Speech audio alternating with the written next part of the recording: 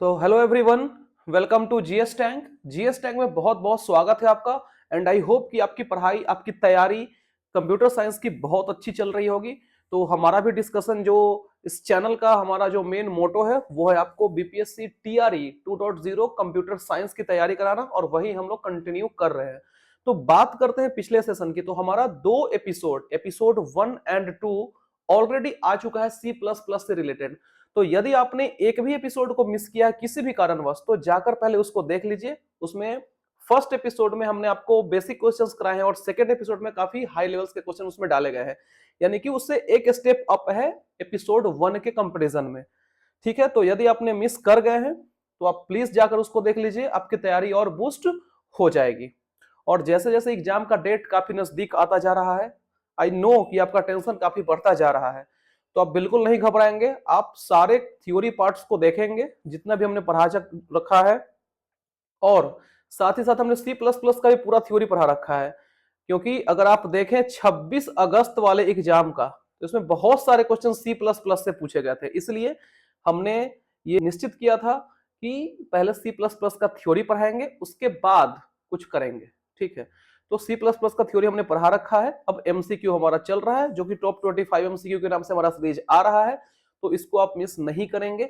और हम ट्राई कर रहे हैं कि 1 दिसंबर से, जी हाँ, 1 दिसंबर से मैराथन लाने का हम ट्राई कर रहे हैं। ठीक है, ये पूरी कोशिश रहेगी कि 1 दिसंबर से मैराथन आए, ये पूरा प्लानिंग हमारा चल रहा है। ठीक है, तो अभी 2-3 दिन और सी प्लस प्लस के क्वेश्चंस आएंगे। आज एपिसोड 3 आने वाला है, उसके बाद फिर 4, उसके बाद हम लाएंगे क्या, मैराथन।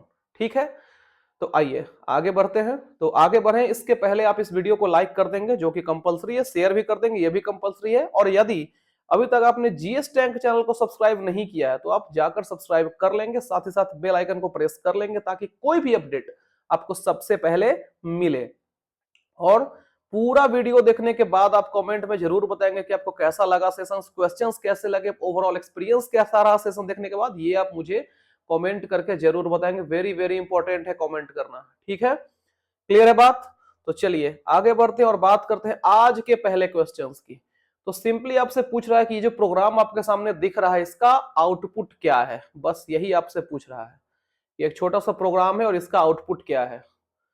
ठीक है, तो एक बार पहले ट्राई कीजिए, आप सोचने का पॉज करके एक बार पढ़ लीजिए, फिर आप ट्राई कीजिए। ठीक है, ऑप्शंस आपके हैं hi bye, compilation error, run time error. बताइए क्या हो जाएगा इसका करेक्ट आंसर। तो देखिए यहाँ पे क्या लिखा हुआ है, इफ जीरो लिखा हुआ है, यानी कि इफ एल्स स्टेटमेंट चल रहा है, इफ एल्स कंडीशन चल रहा है। ठीक है, तो पहले क्या है आपका, इफ जीरो दे दिया गया है। क्या दे दिया गया है, इफ जीरो दे दिया गया है। तो अगर ये इफ जीरो को इवेलुएट करता है कोड, तो क्या आ जाएगा, ऑब्वियस सी बात है कि फॉल्स कंडीशन आएगा। आएगा कि नहीं? यहाँ पे क्या लिखा हुआ है, हाई लिखा हुआ है, और इफ जीरो अगर इवेलुएट होता है तो क्या आएगा, फॉल्स कंडीशन आएगा, यानी कि ये वाला पार्ट तो रन करेगा ही नहीं। फिर मूव करेगा किसमें, एल्स पार्ट में मूव करेगा। सी आउट क्या है, बाय, तो सिंपली क्या प्रिंट हो जाएगा, बाय प्रिंट हो जाएगा। B is the right answer. एकदम सिंपल सा कोड था, एंड आई होप कि ये चीज आपको अच्छे से समझ में आ गया होगा। ठीक है, क्लियर है बात? आगे बढ़े नेक्स्ट। अगला क्वेश्चन कह रहा है कि what following operator is called. ये आपको ऑपरेटर दे दिया गया, यानी कि इंट्रोगेशन एंड रेशियो का साइन दे दिया गया। आपसे पूछ रहा है कि इस ऑपरेटर का नाम क्या है।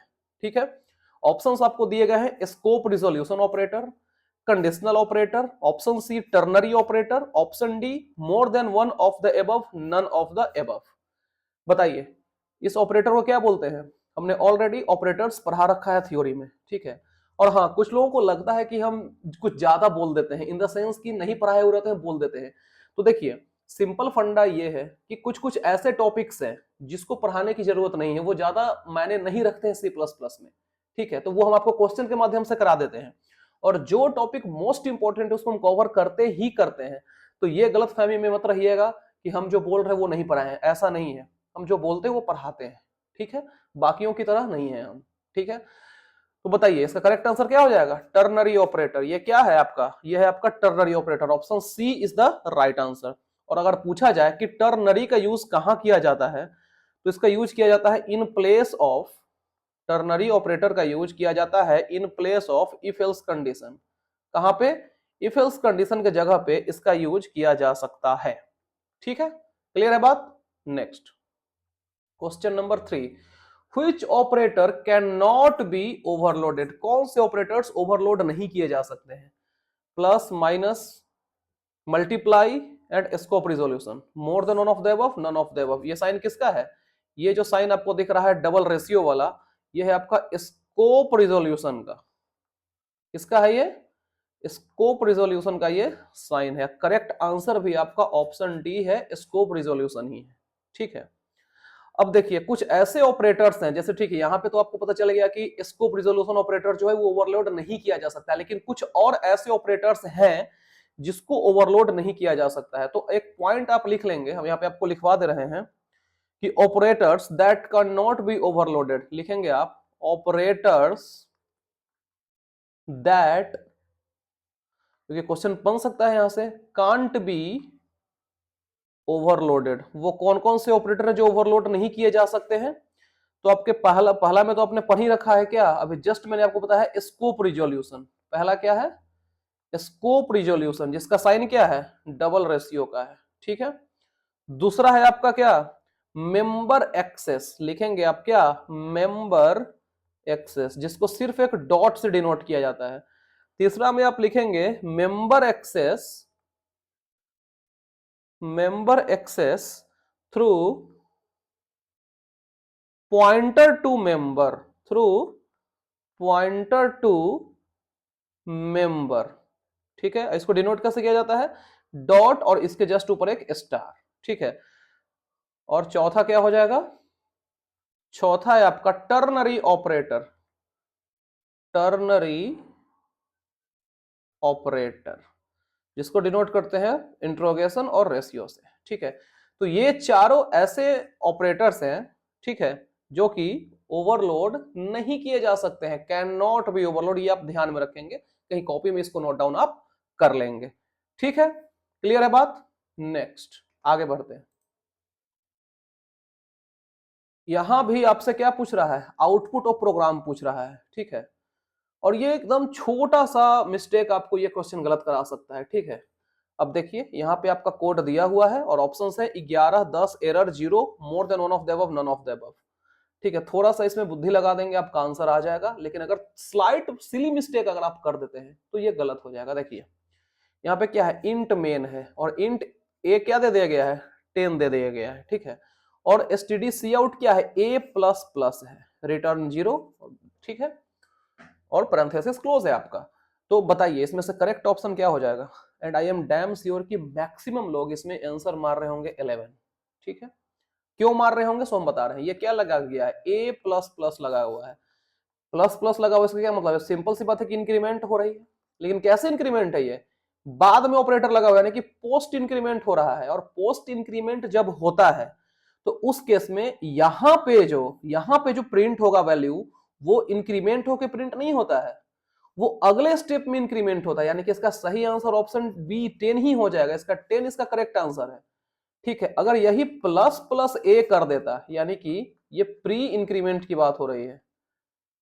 ठीक है, प्री इंक्रीमेंट की बात हो रही है, तो इस केस में आपका आंसर 11 हो जाता है। यानी कि यहाँ पे क्या है कि एक वैल्यू एक बढ़ा हुआ आता है, लेकिन पोस्ट इंक्रीमेंट में क्या है कि सेम वैल्यू प्रिंट होगा और अगला स्टेप में ये आगे बढ़ेगा। ठीक है, तो 10 इसका करेक्ट आंसर है। क्लियर है बात? नेक्स्ट अगला क्वेश्चन पूछ रहा है कि correct syntax for for loop. For loop के लिए करेक्ट सिंटेक्स क्या है? और ऑप्शंस है for initialization, condition, increment, decrement, for increment slash decrement, initialization, condition. Option C है for initialization, condition, increment, decrement, more than one of the above, none of the above. बताइए, आपसे पूछ रहा है फॉर लूप का correct syntax पूछ रहा है। क्या पूछ रहा है? करेक्ट सिंटेक्स की बात हो रही है। तो क्या है करेक्ट सिंटेक्स? पहले फॉर आएगा, फिर इनिशियलाइजेशन आएगा, और फिर यहाँ पे सेमी कॉलन लगेगा, फिर कंडीशन लगेगा, फिर सेमी कॉलन लगेगा, फिर इंक्रीमेंट होगा या फिर डिक्रीमेंट होगा। ऐसा कहीं ऑप्शन दिख रहा है आपको? बिल्कुल दिख रहा है। Option A is the right answer. ठीक है, ए इज द राइट आंसर। ठीक है, क्लियर है बात? नेक्स्ट क्वेश्चन नंबर 6 क्या कह रहा है कि how to access and edit data, access and edit data in data file handling using structure. Structure के यूज से आप एक्सेस और एडिट डेटा को इन डेटा फाइल हैंडलिंग कैसे यूज करेंगे? ठीक है, read write both A and B without read more than one of the above none of the above. कैसे एक्सेस और एडिट करेंगे डेटा को? In data file handling using structure. तो वो आपका रीड से भी होगा और राइट से भी होगा। ठीक है, अब आपके मन में आ रहा हो कि ये सब बात हम थ्योरी में नहीं बताए हैं, तो हम आपको ऑलरेडी बता चुके हैं कि अगर थ्योरी पूरा आप पढ़ने जाएंगे C++ का तो 1.5 से 2 महीना लगेगा, और हम पूरा 2 महीना तो आपको ये नहीं पढ़ाएंगे, सिर्फ आप ये पढ़ते नहीं रहेंगे, है कि नहीं? सिर्फ 2 महीना हम ये पढ़ाएंगे तो उतना पढ़ेंगे नहीं पढ़ेंगे, जितना काम का चीज हम वही पढ़ाएंगे। इसलिए कहते हैं कि थ्योरी पार्ट जो हम पढ़ाएं वो पढ़ लीजिए, क्वेश्चन हम हाई लेवल करवाएंगे और सब कुछ हम कवर कर देंगे। घबराना बिल्कुल नहीं है, किसी भी तरह का कॉन्ट्राडिक्शन दिमाग में नहीं लाना है। सी इसका बिल्कुल सही जवाब है। ठीक है, और कुछ वैसे क्वेश्चंस होते हैं जो कंसेप्ट में कवर नहीं हो पाते हैं, जो थ्योरी पार्ट में कवर नहीं हो पाते हैं, उसको हम क्वेश्चन से कर देंगे, ये मेरा वादा है। ठीक है, next, which operator has the highest precedence in, ये 3 आपको दे दिया गया ऑपरेटर, एक स्टार है यानी कि मल्टीप्लीकेशन का है, फिर इसका है डिवीजन का, फिर मॉड्यूलस का है। पूछ रहा है कि सबसे ज्यादा प्रेसिडेंस किसका, यानी कि हाईएस्ट प्रायोरिटी की बात हो रही है। सबसे ज्यादा प्रायोरिटी किसको मिलता है, किस ऑपरेटर को मिलता है? हाईएस्ट प्रायोरिटी की बात हो रही है। ठीक है, बताइए किसको मिलता है? पहला है कि multiplication division modulus all have same precedence none of the above. तो यदि आपने कंसेप्ट पढ़ा होगा इसका, ठीक है, तो आप ये पाएंगे कि सारा का सेम प्रेसिडेंस है। ठीक है, सारा का सेम प्रेसिडेंस, इससे ज्यादा क्वेश्चन बनता नहीं एग्जाम में, इसलिए हम ये थ्योरी पार्ट में इस चीज को कवर नहीं किए हैं। इसलिए हम ट्राई किए हैं कि क्वेश्चंस हर जगह से हम पूछ दें, हर एक कोना से। C++ में जितने कोने हैं हम सारा से क्वेश्चन आपको डाल देंगे, बस आप ध्यान से पढ़ते जाइए। ठीक है, तो सारे जो आपका मल्टीप्लीकेशन है, डिवीजन है, मॉड्यूलस, मॉड्यूलस यानी कि रिमाइंडर की बात हो रही है, पढ़े होंगे आप, तो सारे का सेम प्रायोरिटी है, डी इसका करेक्ट आंसर है। ठीक है, next, which operator has highest precedence. अब सिर्फ हाईएस्ट आ रहा है, पिछले क्वेश्चन में क्या था कि has the highest precedence in, ये तीनों में पूछा था, इन तीनों के बीच पूछा था, लेकिन क्वेश्चन नंबर 8 कह रहा है कि ओवरऑल हाईएस्ट प्रेसिडेंस किसका है। पहला है parenthesis, equal, plus plus, multiplication, more than one of the above, none of the above. किसकी बात हो रही है? हाईएस्ट प्रेसिडेंस की, यानी कि सबसे ज्यादा हाईएस्ट प्रायोरिटी किसकी है? तो वो है आपका पैरेंथेसिस का। किसका है? पैरेंथेसिस। जो ऑप्शन ए दिख रहा है ना, ये क्या है? यही तो है आपका पैरेंथेसिस, यही आपका करेक्ट आंसर है। Option A is the right answer. ठीक है, क्लियर है बात, समझ में आ गया? नेक्स्ट, अब आपसे पूछ रहा है कि can a for loop contain another for loop. आपसे बस एक क्वेश्चन ये पूछ रहा है कि क्या एक फॉर लूप किसी दूसरे फॉर लूप में कंटेन हो सकता है, उसके अंदर आ सकता है? ऑप्शन है no, yes, compilation error, run time error, more than one of the above, none of the above. तो यदि आपने फॉर लूप ये सब पढ़ा होगा, फॉर लूप, व्हाइल लूप जो मैंने आपको पढ़ाया है, डू व्हाइल, जो भी मैंने लूप्स आपको पढ़ाए हैं, अगर आपने सही से पढ़ा होगा तो ये क्वेश्चंस आप आसानी से कर ले जाएंगे, कहीं से कोई दिक्कत नहीं आएगा। तो आपसे क्वेश्चन पूछ रहा है कि क्या एक फॉर लूप में दूसरा फॉर लूप आ सकता है? तो बिल्कुल आ सकता है, एकदम 100% आ सकता है, यस बिल्कुल आ सकता है। और उसको क्या बोलते हैं? Loop inside loop. मैंने पढ़ाया था आपको, लूप इनसाइड लूप, उसको क्या बोलते हैं? नेस्टेड लूप बोलते हैं, याद आ रहा है? उसको क्या बोलते हैं? उसको बोलते हैं नेस्टेड लूप। और यही अगर कह देगा कि for loop inside for loop, क्या है क्वेश्चन में? For loop inside for loop, तो इसको क्या बोलेंगे? सिंपल सी बात है, नेस्टेड फॉर लूप बोलेंगे, है कि नहीं? नेस्टेड फॉर लूप बोलेंगे। तो बी इसका सही जवाब है, यस, क्योंकि आपसे सिंपली पूछ रहा है कि कंटेन कर सकता है कि नहीं, आपसे नाम नहीं पूछ रहा है। हम एक्स्ट्रा नॉलेज के लिए आपको हम नाम भी बता दें कि अगर एग्जाम में कहीं नाम पूछ दे तो आप नाम बता देंगे। ठीक है, क्लियर है? नेक्स्ट, आपसे पूछ रहा है कि what is the size of empty class. जो एम्प्टी क्लास होता है उसका साइज क्या होता है, ये आपसे पूछ रहा है। ऑप्शन है 0, 1, 2, more than one of the above, none of the above. बताइए, जो एम्प्टी क्लास होता है उसका साइज क्या होता है? तो यदि आपके मन में चल रहा है कि एम्प्टी क्लास यहाँ पे लिखा हुआ है और हम आंसर सिंपली क्या मार देंगे, आंख बंद करके 0 मार देंगे, तो ये आपका गलत हो जाएगा, क्योंकि जरूरी नहीं कि एम्प्टी है तो उसका साइज 0 ही होगा। इसका सही साइज क्या होता है? 1 बाइट, यानी कि जो एम्प्टी क्लास का साइज होता है वो कितना होता है? वो 1 बाइट का होता है और 0 नहीं होता है। ये बात आप ध्यान में रखेंगे, कहीं नोट डाउन आप कर लेंगे, ठीक है, कि एम्प्टी क्लास का साइज कभी भी 0 नहीं होता है। ठीक है, क्लियर है बात? आगे बढ़े। नेक्स्ट आपसे पूछ रहा है कि when can we have two classes with same name. Condition आपसे पूछा है कि किस कंडीशन में दो क्लास सेम नाम से हो सकता है। ठीक है, ऑप्शन है वी कांट हैव, क्या नहीं हो सकता है, ये है। ऑप्शन बी है in different work place. Option C है can have but in different file. Option D है we can have in any scenario, किसी भी सिनेरियो में हो सकता है। More than one of the above, none of the above. ये question थोड़ा आपको परेशान कर सकता है। ठीक है, अब देखिए आपसे क्या पूछ रहा है कि किस कंडीशन में हमारे पास दो क्लास सेम नेम से हो सकता है। तो अलग अलग वर्क स्पेस में जो है सो आपका दो क्लास सेम नेम का हो सकता है। ठीक है, तो इसका बी इसका करेक्ट आंसर है। ठीक है, B is the right answer, ये आप ध्यान में रखेंगे। ठीक है, क्लियर है बात? ये एक बहुत स्टैंडर्ड लेवल का क्वेश्चन है, ये बात आप ध्यान में आप रखेंगे। Next, which of the following is memory leak detection tool. Memory leak detection tool कौन सा है? GC plus plus, KDevelop, GIT, Valgrind, more than one of the above, none of the above. देखिए यहाँ पे क्या एक term है GIT, क्या होता है जीआईटी? मतलब आपका होता है कुछ फुल फॉर्म से आप ध्यान में रखेंगे, हम फुल फॉर्म से बताते चलेंगे आपको। ठीक है, जीआईटी होता है ग्लोबल इंफॉर्मेशन ट्रैकर। क्या होता है? Global information tracker, GIT. ठीक है, और आपसे पूछ क्या रहा है क्वेश्चन में कि इनमें से कौन सा मेमोरी लीक डिटेक्शन टूल है? तो वो आपका वेलग्राइंड है। क्या है? वेलग्राइंड, वेल GRIND, वेलग्राइंड। डी इसका सही जवाब है। ठीक है, क्लियर है बात? आगे बढ़े।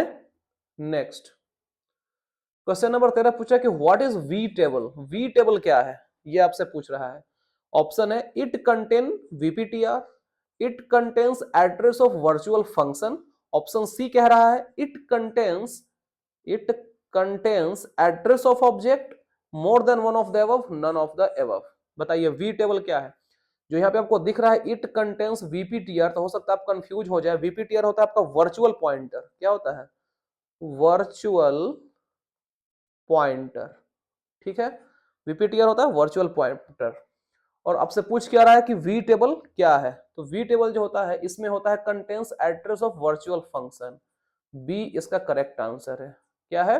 We table contains address of virtual function. जो वी टेबल आपका होता है वो वर्चुअल फंक्शन के एड्रेस को कंटेन करता है, यानी कि एड्रेस उसमें इसका रहता है। तो बी इसका सही जवाब है। ठीक है, क्लियर है बात? आगे बढ़े। Next, how many access specifier are there in C++। आपसे पूछा है कि कितने एक्सेस स्पेसिफायर हैं C++ में? 1, 2, 3, 4, more than one of the above, none of the above. बताइए कितने एक्सेस स्पेसिफायर हैं? यह बहुत सिंपल क्वेश्चन, हम ऑलरेडी आपको 1000 बार पढ़ा चुके हैं। कितने हैं? 3 हैं। और क्या क्या है?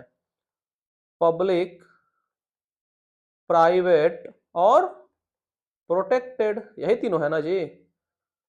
पब्लिक, प्राइवेट और प्रोटेक्टेड। सही आंसर क्या है? Option C. आपसे बस नाम नहीं पूछ रहा है, आपसे बस पूछ रहा है कि कितने हैं, और हम आपको यहाँ पे क्या करें, नाम बता दिए हैं 1, 2, 3। पब्लिक, प्राइवेट और प्रोटेक्टेड, ये आप ध्यान में रखेंगे, क्वेश्चन पूछा जा सकता है आपसे। ठीक है, नेक्स्ट, डैंगलिंग पॉइंटर क्या है? बहुत ही बेहतरीन क्वेश्चन है। What is dangling pointer? Option है a pointer pointing to null. Option B है pointer pointing to memory location which has been freed. Option C है pointer which is pointing to a new location. Option D है more than one of the above और none of the above. बताइए dangling pointer क्या होता है? तो ये हो सकता है कि टर्म आपके लिए नया हो तो आप कंफ्यूज हो जाए, लेकिन देखिए इसका करेक्ट आंसर जो होगा वो हो जाएगा ऑप्शन बी, यानी कि pointer pointing to memory location, यानी कि ऐसा पॉइंटर जो पॉइंट कर रहा है मेमोरी लोकेशन को जो कि फ्री हो चुका है, ऑलरेडी फ्री है, हैज बीन फ्रीड, यानी कि खाली किया जा चुका है। B is the right answer. ठीक है, क्लियर है? आगे बढ़े। नेक्स्ट, अगला पूछ रहा है कि what is singleton class. Singleton class क्या है? ठीक है, ऑप्शन है आपके पास, सिंपल सा बस डिफिनीशन है, इसलिए कंसेप्ट क्लियर रहेगा, आपको आसानी से समझ में आ जाएगा। We can create n number of objects, ठीक है। ऑप्शन बी है कि we can create max 256 objects. Option C है we can create one object, we can't create object. Option D है, और ऑप्शन ई है more than one of the above, none of the above. पूछ क्या रहा है, सिंगलटन क्लास। अगर इसके टर्म को आप तोड़ दें, सिंपली क्या करना है आपको, इसके टर्म को तोड़ देना है, क्या आएगा, सिंगल। सिंगल मतलब एक, और एक क्या, ऑब्जेक्ट की बात हो रही है। तो ऑप्शन ऐसा कहीं है, जी हाँ, we can create single object, यानी कि सिंगलटन क्लास से हम लोग एक ऑब्जेक्ट को क्रिएट कर सकते हैं, यानी सिंगल ऑब्जेक्ट का क्रिएशन हम लोग कर सकते हैं, ठीक है। तो सी इसका सही जवाब है। क्लियर है बात, समझने में कोई दिक्कत? जब ऐसा टर्म रहे तो अगर आपसे टूट सकता है टर्म, तो तोड़ के मीनिंग समझने की कोशिश कीजिए, आसानी से आपको समझ में आ जाएगा। जैसे यहाँ पे क्या लगा है, सिंगल लगा हुआ है, तो बस हम क्या गेस कर लेंगे, एक की बात हो रही है। और यही अगर आप ऑन अ होल पढ़ेंगे सिंगलटन क्लास, तो आपको लगेगा नहीं कोई कॉम्प्लेक्स टर्म है, कोई हेवी टर्म है, एकदम समझ नहीं आ रहा है, तो ऐसा हो सकता है, तो तोड़ने की कोशिश कीजिए। नेक्स्ट, अगला आपसे पूछा है कि what is self referential structure in C plus plus. C plus plus में आपका सेल्फ रेफरेंशियल स्ट्रक्चर, जिसको शॉर्ट में एस भी बोलते हैं, ये क्या होता है? ऑप्शन है आपके पास, structure which contains pointer. Option B है structure which has pointer to itself. Option C है structure which contains another structure. Option D है more than one of the above और नन ऑफ द अबव। ठीक है, क्या है, SRS मतलब self referential structure. यहां भी हम आपको कहेंगे टर्म पकड़ने की कोशिश कीजिए, थोड़ा सा टर्म पे ध्यान दीजिए। क्या लगा हुआ है, सेल्फ लगा हुआ है, क्या लगा हुआ है, सेल्फ लगा हुआ है, सेल्फ रेफरेंशियल स्ट्रक्चर, यानी कि ऐसे स्ट्रक्चर की बात हो रही है जो कि पॉइंटर टू इटसेल्फ पॉइंट कर रहा है, ठीक है। यानी कि बोले तो structure which is pointer to itself, अपने आप को ये पॉइंट करने की कोशिश कर रहा है, सेल्फ रेफरेंशियल स्ट्रक्चर। बी इसका सही जवाब होगा, ठीक है। तो यहां से भी आप टर्म का अंदाजा लगा सकते हैं, ठीक है, जहां पे पॉसिबल वहां पे लगा लीजिए। अब कुछ कुछ ऐसा टर्म्स है जिसका भनक ही नहीं लगता है, तो वो अलग बात है, लेकिन मैक्सिमम का भनक आपको कंप्यूटर साइंस में लग जाता है, ठीक है। चलिए नेक्स्ट, यहां पे आपसे पूछ रहा है कि how many times it's a while loop should be printed. It's a while loop जो है वो कितना बार प्रिंट होना चाहिए, ये आपसे पूछ रहा है, और नीचे एक छोटा सा आपको कोड भी दे दिया गया है, ठीक है, जिसमें क्या है कि इंट मेन इंट आई दे दिया गया है 1 और i is equal to i minus 1। फिर व्हाइल का यूज किया गया है, cout it's a while loop i plus plus return 0। Option दिए गए हैं आपको 1 2 0, infinite time, more than one of the above, none of the above. बताइए क्या हो जाएगा, इट्स अ व्हाइल लूप जो लिखा हुआ है वो कितना बार प्रिंट होने चाहिए, how many times it's a while loop should be printed, ठीक है। अब देखिए सिंपल सी बात है, इंट आई क्या दे दिया गया, यानी कि आई का वैल्यू 1 दे दिया गया है, और आई इज इक्वल टू क्या है, आई माइनस 1। तो अगला जब ये चलेगा, ठीक है, जब ये चलेगा इसका लूप, तो क्या हो जाएगा, क्या हो जाएगा जी, 1 माइनस 1 हो जाएगा, क्या आ जाएगा, 0 आ जाएगा। कुछ करना ही नहीं था इसमें, ज्यादा सोचना ही नहीं था, है कि नहीं। 0 इज द राइट आंसर। अगर इसमें आप ज्यादा बुद्धि लगाएंगे तो आप फंस जाएंगे, हो सकता है कि अगर आप ज्यादा ध्यान दे दें तो इनफाइनाइट टर्म्स लगा के भी आ जाएंगे, कुछ भी हो सकता है। तो थोड़ा सा ध्यान से क्वेश्चंस को पढ़ना है, that's it. And I hope कि ज्यादा इस क्वेश्चन में एक्सप्लेनेशन की जरूरत नहीं है, एक लाइन का एक्सप्लेनेशन था, हम एक्सप्लेन कर दिए हैं। तो इस टाइप के क्वेश्चंस आपको एग्जाम में दिखेंगे, ये बात आप ध्यान में रखेंगे, ठीक है। चलिए समझ गए बात। क्वेश्चन पूछ रहा है 19 नंबर कि which exception is thrown when new fails to allocate memory. When new की बात हो रही है, फेल्स टू न्यू मतलब नया मत समझिए, when new fails to allocate memory, किस एक्सेप्शन आएगा, कौन सा एक्सेप्शन आएगा, STD exception, STD bad alloc, STD run time error, STD out of range, more than one of the above, none of the above, क्या आ जाएगा। अब देखिए, अब न्यू यहाँ पे किसकी नया की बात नहीं हो रहा, हम ऑलरेडी बता चुके, न्यू ऑपरेटर की बात हो रही है, यहाँ पे न्यू क्या है, ऑपरेटर है। तो आप ऐसे भी कर सकते हैं क्वेश्चन को कि which exception is thrown when new operator fails to allocate memory, ठीक है। अब समझ में आ गया। अब अगर इतना लिखा हुआ तो ये थोड़ा कंफ्यूजिंग क्वेश्चन लग रहा होगा, लेकिन अब क्लैरिटी मिल गया होगा, क्यों, क्योंकि न्यू क्या है, ऑपरेटर है आपका। और इसका चर्चा हम शायद पिछले क्लास में भी किए हैं, इसके बारे में हमको ध्यान आ रहा है। तो बताइए कौन सा एक्सेप्शन आएगा? तो वो आएगा आपका एसटीडी बैड एलॉक, यानी बैड एलोकेशन की बात हो रही है। ठीक है, अगर फेल होता है मेमोरी एलोकेट करने में तो क्या आ जाएगा?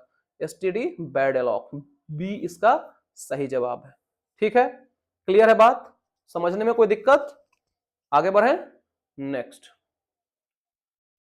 अगला आपसे पूछ रहा है 20 number, which exception is thrown when dynamic cast fail. जब डायनेमिक कास्ट फेल करता है तो कौन सा एक्सेप्शन आता है? STD bad type ID, STD logic error, STD run time error, STD bad cast, more than one of the above, none of the above. बताइए कौन सा एक्सेप्शन थ्रो करेगा जब डायनेमिक कास्ट फेल करता है? तो ये आपसे पूछ रहा है, बताइए। तो करेक्ट आंसर क्या हो जाएगा? Option D, D is the right answer. और आपका एक्सेप्शन का नाम क्या है? Bad cast exception. ठीक है, क्लियर है बात? आगे बढ़े, समझ में आ गया? नेक्स्ट। तो इसका करेक्ट आंसर ऑप्शन डी हो जाएगा। नेक्स्ट, अगला आपसे पूछ रहा है कि what is the extension of executable file produced after compiling C और C plus plus code using G plus plus on Linux. ठीक है, आपसे पूछ रहा है कि एक्सटेंशन ऑफ एग्जीक्यूटेबल फाइल जो कि प्रोड्यूस होता है after compiling C plus plus code using G plus plus on Linux. थोड़ा सा कॉम्प्लेक्स क्वेश्चन है, ज्यादा नहीं है, थोड़ा सा ध्यान देंगे समझ में आ जाएगा। पहला है dot EXE dot out dot LIB dot A, more than one of the above, none of the above. क्या हो जाएगा? देखिए डॉट ईएक्सी क्या होता है? एग्जीक्यूटेबल फाइल, इसका तो नाम ही होता है ईएक्सी, मतलब क्या होता है? Executable file. तो आंख बंद करके आपका इसका ये मतलब नहीं कि क्वेश्चन में एग्जीक्यूटेबल फाइल दिख रहा तो यहाँ भी आंसर वही होगा। ठीक है, ये नहीं होगा। ये यूज किया जाता है कब? जब आप विंडोज के लिए कोई सॉफ्टवेयर डाउनलोड करते हैं तो लास्ट में क्या लगा रहता है? एक्सटेंशन डॉट ईएक्सी लगा रहता है आमतौर पे। ठीक है, लेकिन इस क्वेश्चन का जो करेक्ट आंसर है ऑप्शन बी, डॉट आउट। क्या है? डॉट आउट एक्सटेंशन का यूज किया जाता है। तो dot out option B is the right answer. ठीक है, क्लियर है? आगे बढ़े next. Which function do we use for checking if a character is a space और टैब। मतलब किस फंक्शन का यूज करते हैं चेक करने के लिए कि अगर कोई कैरेक्टर है वो स्पेस टैब, स्पेस या टैब है या नहीं। Is digit, is blank, is alnum, is alpha, more than one of the above, none of the above. थोड़ा सा स्ट्रेंज क्वेश्चन आपको लग रहा होगा, थोड़ा सा ट्रैक से हटके आपको फील आ रहा होगा, लेकिन ये सब है सी प्लस प्लस का ही क्वेश्चन। ठीक है, घबराना नहीं है, बस आप ध्यान देते जाइए, जो जो क्वेश्चन करवा रहे हैं वो सब बस आप सही से करते जाइए, बिल्कुल आपको फायदा पहुंचेगा। ठीक है, तो इसका करेक्ट आंसर क्या हो जाएगा? कौन सा फंक्शन का यूज करते हैं? तो इज ब्लैंक किसका यूज करते हैं? Option B, is blank. B इसका सही जवाब है। ठीक है, आगे बढ़े, समझ में आ गया? Next, which of this keyword, keyword के बारे में पूछ रहा है कि do we use for declaration of friend function. Friend function को डिक्लेयर करने के लिए किस कीवर्ड का यूज हम लोग करते हैं?